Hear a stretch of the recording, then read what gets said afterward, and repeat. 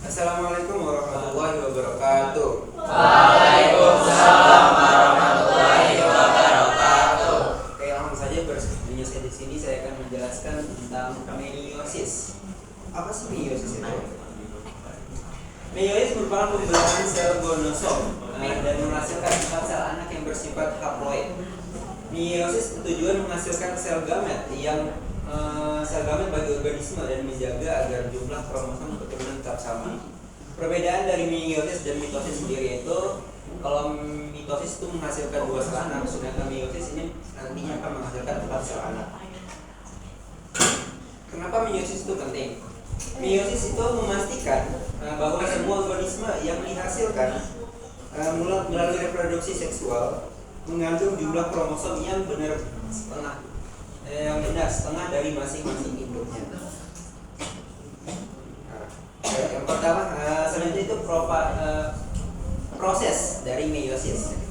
Proses meiosis terbagi menjadi 2, yaitu meiosis 1 dan meiosis 2. Pada meiosis 1 terdapat profase 1. Profase 1 itu terdiri atas beberapa fase, yaitu leptoten, zigoten, pakiten, diploten, dan diakinesis. Pada fase leptoten, kromosom melakukan orientasi yang spesifik, yaitu berpasangan dengan kromosom homolog.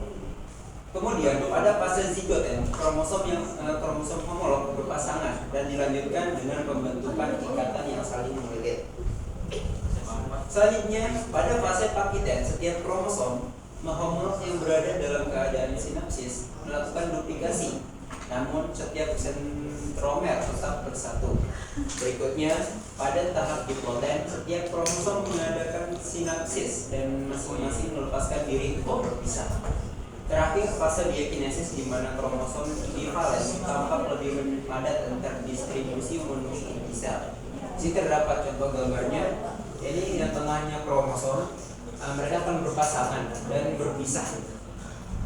Gitu. Selanjutnya itu tahap metafase.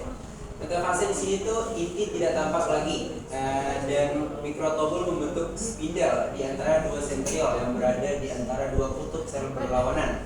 Kromosom homolog berderet di bidang ekuator. Sesuai di gambar, kromosom yang tadi sudah berpasangan akan berdiri sejajar di tengah sel dan di sini tidak kelihatan lagi. Selanjutnya itu tahap anafase. Anafase 1 ya. Kromosom homolog yang terpisah akan tertarik menuju kutub berlawanan tanpa ada pemisahan sentromer. Pada fase ini ada pengurangan jumlah kromosom. Ya, di sini kromosom yang tadi sudah berpasangan dan sejajar di tengah inti sel akan berpisah keduanya, berlawanan kutub. Selanjutnya yaitu telofase 1. Retikulum endoplasma membentuk membran inti di sekitar kromosom yang sudah sampai di kutub pembelahan.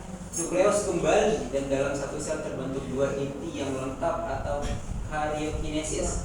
Setelah karyokinesis terjadilah sitokinesis, yakni pembentukan plasma membran untuk memisahkan sitoplasma sehingga terbentuk 2 sel anak haploid. Ya, jadi di sini sel yang tadi sudah terpisah akan membentuk sel baru, membentuk 2 anak sel dan akan memunculkan masing-masing inti dari sel tersebut.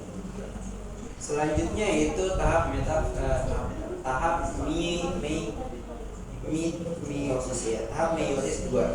Yang pertama itu profase 2.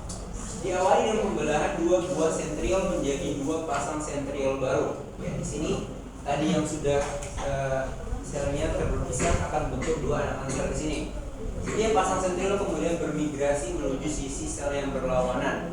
Pada fase ini mikrotubul membentuk spindel dan membran inti.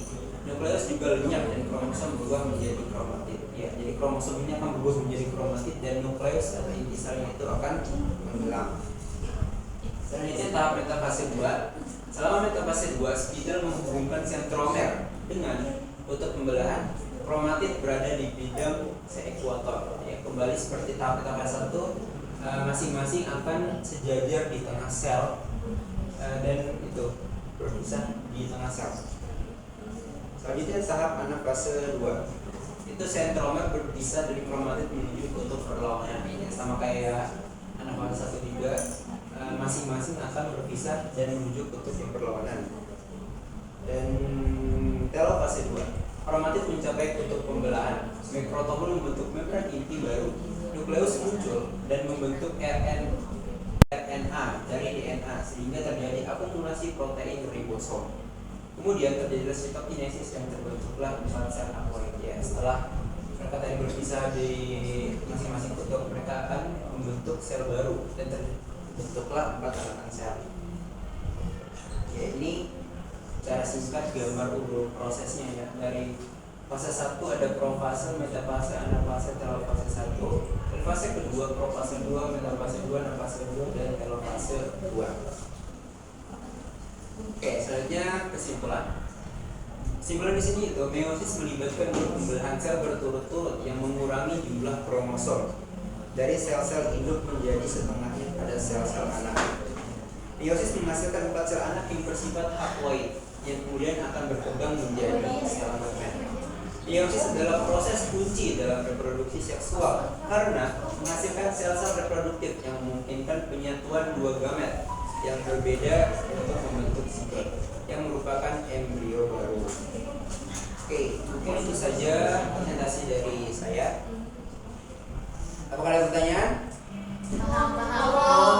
Cukup ya? Oke, gak ada pertanyaan ya. Sekian dari saya, kurang lebihnya mohon maaf. Wassalamualaikum warahmatullahi wabarakatuh. Waalaikumsalam.